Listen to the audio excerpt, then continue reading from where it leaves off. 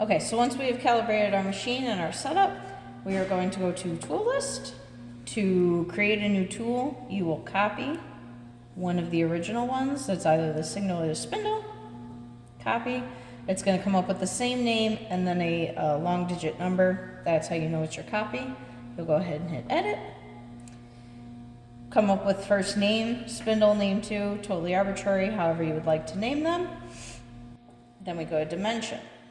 This one's currently running in 2 planes. We don't need that right now, so we'll go ahead and click 1 plane.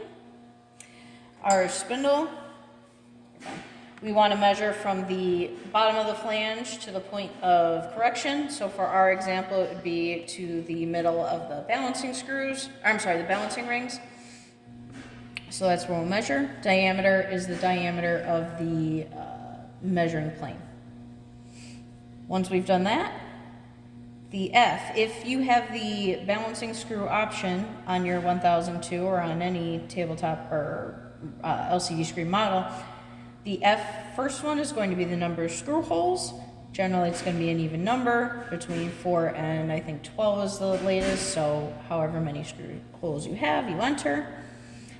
And then the degree, you start at 0 on your scale ring. If you have a screw hole at 0, great. If not, continue clockwise until you hit your first screw hole and put in that degree number.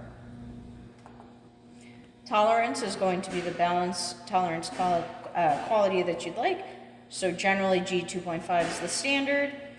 Service speed, whatever you're going to run your adapter or your whole assembly at, which is generally 15,000 or above.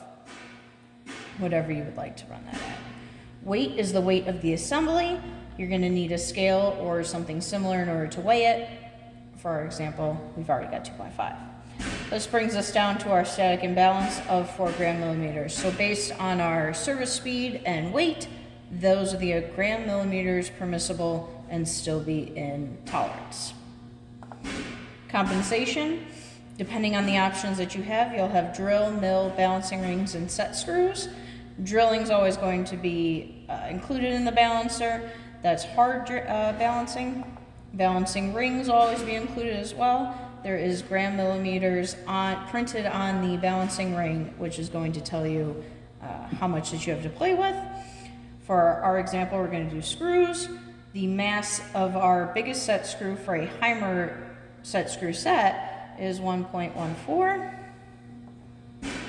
And our maximum adjusting depth is always going to be 0. We will not be balancing based on location. It will just be balancing based on weight. From there you can hit backspace. Additional, this is where you can change how fast the spindle actually spins, and the rotation angle is always going to be 180 degrees.